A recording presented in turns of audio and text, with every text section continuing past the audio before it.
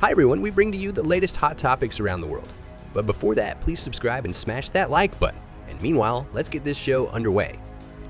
Students at US universities protesting against Israel's war on Gaza have pledged to continue occupying school grounds, despite growing efforts by university leaders and police to clear the demonstrations. But the tensions pile pressure on school officials, who are already scrambling to resolve the protests with graduation ceremonies set for next month. An earthquake of magnitude 6.5 struck Japan's Bonin Islands, the United States Geological Survey said on Saturday. The quake was at a depth of 500.2 kilometers. The U.S. National Tsunami Warning Center said there was no tsunami warning from the quake based on available data. Software giant Google is extending support for its AI app to older Android smartphones. According to the app page on the Play Store, it is now supported on devices based on Android 10 and above operating system. But it should be noted that the Google Help blog for Gemini apps still states that the app requires Android 12 or later. Residents began sifting through the rubble Saturday after a tornado plowed through suburban Omaha, Nebraska, demolishing homes and businesses as it moved for miles through farmland and into subdivisions, then slamming an Iowa town. Apple has renewed discussions with OpenAI about using the startup's generative technology to power some new features being introduced in the iPhone later this year, as reported by Bloomberg. The companies have begun discussing terms of a potential agreement and how OpenAI features would be integrated into Apple's next iPhone operating system.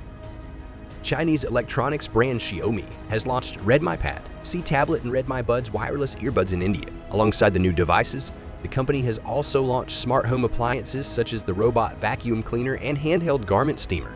Flooding and landslides in Tanzania, caused by weeks of heavy rain, have killed 155 people and injured 236 others, the country's prime minister has said, as intense downpours continue across East Africa. Prime Minister told Parliament that the El Nino climate pattern has worsened the ongoing rainy season, causing the flooding and destroying roads, bridges, and railways.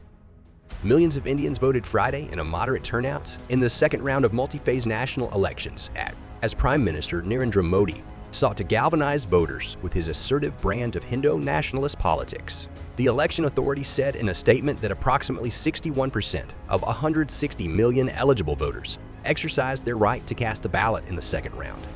The Huawei Technology's latest smartphones carry a version of the advanced made-in-China processor it revealed last year. Independent analysis revealed, underscoring the Chinese company's ability to sustain production of the controversial chip. Yemen's Houthis have damaged an oil tanker and downed another drone of the United States as they promise more attacks in opposition to Israel's war on Gaza. The Iran-aligned group's military spokesman said in his latest televised video that British oil ship Andromeda was targeted in the Red Sea with naval missiles and was directly hit. About 445 acres of his fields near Wheatfield, Indiana, are covered in solar panels and related machinery. It was also said to use commercially reasonable efforts to minimize any damage to and disturbance of growing crops and cropland caused by its construction activities outside the project site and not remove topsoil from the property itself.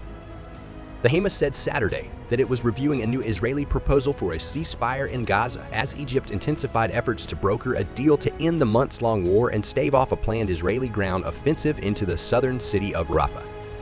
At least 10 people have been killed after a fire broke out at a defunct hotel being used as a makeshift homeless shelter in the southern Brazilian city of Porto Alegre, as quoted by the officials.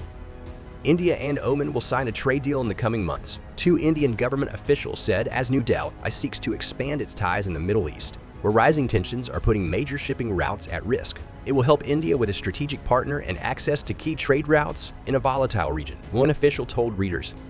U.S. first quarter estimated earnings growth is looking stronger at nearly the halfway mark of the reporting period, with corporate results giving a boost to stocks this week after recent weakness. A disappointing forecast from Meta earlier this week offset some of the earnings optimism. Also, shares of Intel on Friday were down sharply. Next week brings results from more big names, including Amazon and Apple.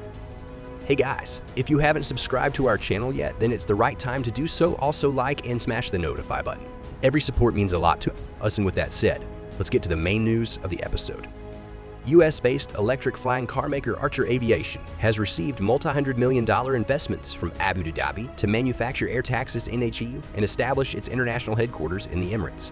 The investments are also aimed at constructing vertiports in critical locations throughout Abu Dhabi and accelerating Archer's launch of commercial air taxi operations in the UAE.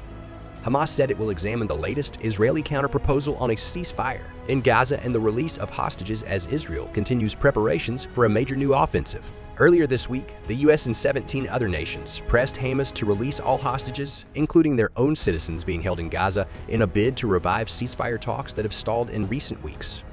The United Arab Emirates will tender shortly for the construction of a new nuclear power plant that would double the number of the small Gulf states' nuclear reactors. Three sources familiar with the matter said. The sources said the UAE aims to award the tender and start construction as soon as this year so that the new plant would be operational by 2032 in order to meet projected energy needs.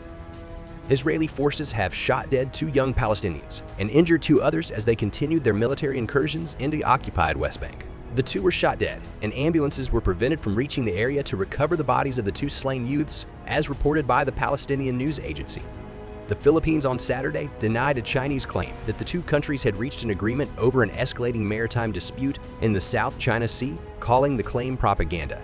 Beijing and Manila have repeatedly clashed in recent months at the submerged reef, which Philippines says is in its exclusive economic zone, but which China also claims. So guys, be sure to check out other videos from our channel, and also make sure to comment what you wanted to hear from tomorrow's episode. As always, the Wealth News was with you. Have a wonderful day, everyone. Bye-bye.